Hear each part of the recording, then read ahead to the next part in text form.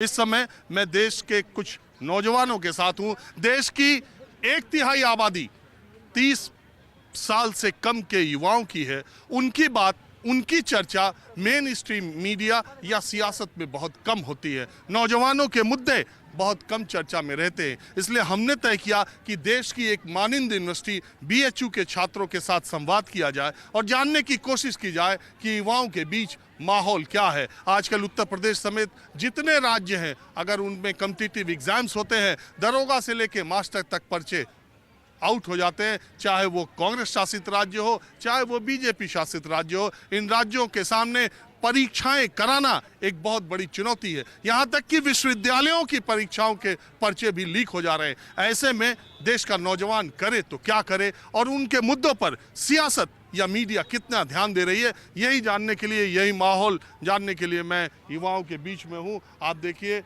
यहाँ बीएचयू में एक प्रचलन है, दिन भर हॉस्टल या अपनी फैकल्टी में रहने के बाद शाम को काशी विश्वनाथ, न्यू काशी विश्वनाथ मंदिर जो है, जिसको वीटी कहते हैं, विश्वनाथ टेम्पल, वहाँ पर छात्र छात्राएं आते रहते हैं। तो मैंने फैसला किया कि इन्हीं के बीच से जानने की कोशिश की जाए कि माहौल क्या है। माहौल तो चल रहा है सर, ऊपर नीचे चलता रहता है माहौल। बस ये कि स्टूडेंट की एक ये डिमांड रहती है कि फेयर तरीके से जितनी भी वैकेंसी है उसको फिलअप किया जाए। और इस समय थोड़ा सा महंगाई भी काफ़ी बढ़ गई है, इसका बोझ आम स्टूडेंट पर पड़ता है। तो महंगाई पर भी काबू होना चाहिए और स्वास्थ्य सेवाओं पर भी अच्छा काम होना चाहिए मेरे ख्याल से। तो ये बीएचयू में एक स्टूडेंट जो हॉस्टल में रहता है, वो कितने रुपए महीने में खर्चा चला लेता है? तकरीबन अगर हॉस्टल में रह रहा है स्टूडेंट तो इस समय तो डाइट एक समय खाने की 50 रुपये है, तो मान लीजिए ऑन एन एवरेज 3000 रुपये तो उसका खाने का ही चला जाता है। मेस में खाने का चला जाता है। और हॉस्टल फीस तो काफ़ी उतनी ज़्यादा नहीं है कि ज़्यादा उसका बर्डन पड़ता है। ऑन एन एवरेज 5 to 6,000 के बीच वो अपना आराम से खर्चा चला सकता है। और नौकरी के हालात क्या है? नौकरी के हालात तो ये हैं कि सर वैकेंसियाँ काफ़ी कम निकल रही हैं। जिस तादाद में अनएम्प्लॉयमेंट बढ़ रहा है उस हिसाब से वैकेंसी को क्रिएट करना चाहिए और फेयर तरीके से चीज़ें होनी चाहिए, जिसका एक स्टूडेंट की आस्था बनी रहे इस सिस्टम। आप क्या करते हैं? आपका नाम क्या है? सर सबसे पहले तो आपको नमस्ते, और मेरा नाम श्यामा चंद गुप्ता है। मैं यहाँ का संगीत एवं मंच कला संकाय से शोध छात्र हूँ और मैं यहाँ पर रिसर्च ही कर रहा हूँ।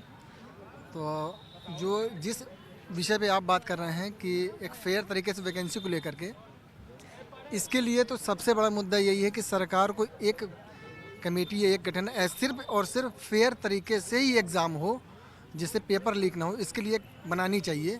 और एक तरीका एक उसके लिए मैं तो ये कहता हूँ, कई बार देखो, आप ये मानोगे कि सियासत में भी, और मैं बहुत हद तक मीडिया को भी इसके लिए जिम्मेदार मानता हूँ, जिसमें युवाओं के मुद्दे उस तरह से न उठते हैं और न सियासत। चुनाव के समय नौजवानों की बात भले कर मैंने ली। बोला ना, इसीलिए कि एक कमेटी सिर्फ स्टूडेंट के लिए जो बनाई जाए, क्योंकि जो एक सीट होती है वैकेंसी के लेकर के, एक अब जो अनएम्प्लॉयमेंट है उसको लेकर के बहुत लो, और मतलब कहते हैं ना क्वांटिटी में, काउंट में बहुत कम आ रही है। ये तो उसको बढ़ाएं और जितनी सीटें खाली हैं उनको भरी जाएं, क्योंकि बच्चे अब कोविड के चक्कर में बहुत ज़्यादा अनएम्प्लॉयमेंट हो गए हैं। क्योंकि आपको डिग्री तो मिल गई ना 2 साल की, 20 21 22, लेकिन क्या जॉब मिली? मिल गई जॉब का, ये एग्जाम हुआ नहीं मिला ना। तो उसी लिए ना कि अब आपको वैकेंसी उतनी क्रिएट करनी चाहिए, क्योंकि आप इलेक्ट्रिक जो नया युग आ रहा है उसके थ्रू वैकेंसी तो कम हो रही है। जैसे टाटा भी है, सैमसंग भी है, अब उन्होंने तो निकाल दिया, वो कहाँ जाएंगे? एक बात मैं ये कहता हूँ कि चाहे आसाम हो, चाहे अरुणाचल प्रदेश हो, चाहे झारखंड हो, चाहे छत्तीसगढ़ हो, चाहे उत्तर प्रदेश हो, चाहे बिहार हो, चाहे राजस्थान हो, चाहे गुजरात हो, पीछे 1-1.5-2 सालों में जो भी कॉम्पिटिटिव एग्जाम हुए सरकारी नौकरियों के लिए, पब्लिक सर्विस कमीशन को छोड़ करके, वो ज़्यादातर लीक हो गए, पर्चा आउट हो गए। लड़के एग्जाम दे करके निकलते हैं, क्वालिफाई करने के बाद उनको तो सीट भी नहीं मिल रही है। तो मतलब क्वालिफाई भी कर जा रहे एग्ज़ाम, तो उनको सीट नहीं मिल रही है कि तुमको ज्वाइनिंग नहीं मिल रही है, उनको ऐसा हो रहा है। ज्वाइन करने के बाद दोस्त भी है उनको ऐसा, उसको क्वालिफाई करके एग्जाम, उसको ज्वाइनिंग उसको लेटर आया नहीं अब तक। और ऐसा लगता है कि युवाओं में इसको लेके एक अनरेस्ट, एक असंतोष है, या वो अब इंतज़ार कर रहा है ऊपर वाले पर, जो होगा ऊपर ही वाला करेगा। सर सबसे पहले आपका मैं धन्यवाद करना चाहता हूँ, और मैं काशी हिंदू विश्वविद्यालय का लॉ फैकल्टी का फर्स्ट सेमेस्टर का छात्र हूँ।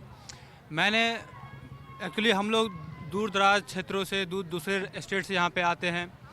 तो चूँकि हम बिहार से रहने वाले हैं तो वहाँ पे कुछ ज़्यादा समानताएं तो समानता देखने को तो नहीं मिलती है, लेकिन फिर भी एक हॉस्टलर, आपने पूछा कि हॉस्टल लाइफ क्या होती है हम लोगों के लिए, तो एक काफ़ी कठिनाइयों का सामना करना पड़ता है। और उसके बावजूद हम लोग अपना पढ़ाई छोड़कर परीक्षा देने को जाते हैं, और जब वहाँ से आते हैं तो पता चलता है कि पेपर लीक हो गया है या उसका एग्ज़ाम फिर से होने वाला है। तो हम लोगों में कहीं ना कहीं मनोबल टूट जाता है कि अपना इधर एग्ज़ाम भी या परीक्षा क्लास भी छोड़कर जाना पड़ता है, और उधर पेपर भी होता है, और ऊपर से खर्च की बात होती है, तो जाने आने में, रहने में, खाने में काफ़ी सारे खर्चे जो हो जाते हैं। बहुत सारे बिहार उत्तर प्रदेश में पर्चा नौकरी के फॉर्म तो भर दिए गए, 500-800 फीस भी ले ली गई और परीक्षाएं हो ही नहीं रही। नहीं सर, 500-800 फीस में 1500, 200, 2000 है। फीस भी काफ़ी ज़्यादा। और तो वही बात है ना कि स्टूडेंट के लिए आप बोले जो कि कितना सर्वाइव करता है एक महीने में, वो तो 5000-6000 तो घर से आता है, उसमें 3000 तो चला गया आपका मेस का, अब 2000 फॉर्म देंगे आप, अब उसमें भी पेपर लीक हो रहा है। मैं शिवेश सिंह, यहाँ से जब मैं बीएससी कर रहा था फर्स्ट ईयर में, तब मैंने एक फॉर्म भरा था इंडियन एयरफोर्स XY का।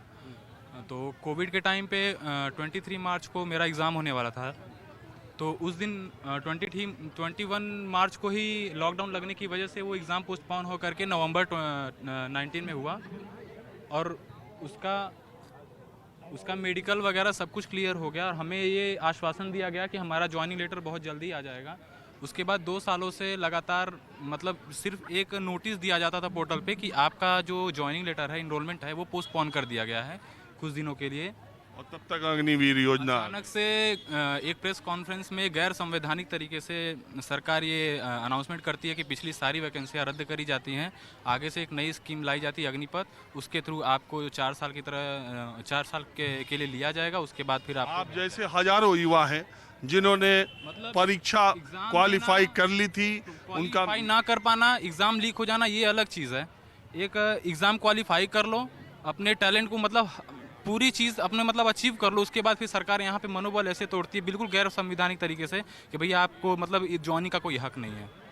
Appointment is not the right, मतलब ये मतलब गवर्नमेंट का बहुत ही सटीक लाइन है। कोई भी चीज़ अगर कोर्ट में जाओ तो सबसे पहले यही बोलती है कि आपने एग्ज़ाम दिया है, भले ही क्रैक किया है, लेकिन अपॉइंटमेंट आपका हक नहीं है। तो ये बिल्कुल ही गैर संवैधानिक तरीके से मुझे लगता है कि अगर आप जैसे हजारों छात्र जो कि 5000 बच्चे मुझे मिलते रहते हैं जो कि क्वालिफाई कर गए थे, जिनका मेडिकल होना था या मेरिट लिस्ट आनी थी, और एकाएक से वायरल सच में कई सारे भी दिखाते हैं जो न्यूज़ वाले होते हैं कि कुत्ता डांस कर रहा है, ट्विटर पे ट्रेंड कर रहा है, उसको दिखाते हैं। लगभग 4 से 5 बार हमने खुद ट्विटर कैंपेन किया और नंबर 1 ट्रेंड किया इस चीज़ को, किसी ने कभी नहीं दिखाया। मतलब हर साल सितंबर में ही नरेंद्र मोदी जी का बर्थडे होता है ना, उसी दिन पूरा भारत का जो युवा होता है वो बेरोजगार दिवस। हमने अग्निवीरों की बात इसको लेके हमने कई बार कोशिश की है। नमस्कार, मैं हूं मानक गुप्ता। अगर आपको हमारा ये वीडियो पसंद आया हो तो इसे लाइक और शेयर जरूर करें, और हाँ, हमें सब्सक्राइब और फॉलो करना ना भूलें ताकि आप देश और दुनिया की कोई खबर मिस ना करें। तो जुड़े रहिए हमारे साथ और देखते रहिए न्यूज़ 24।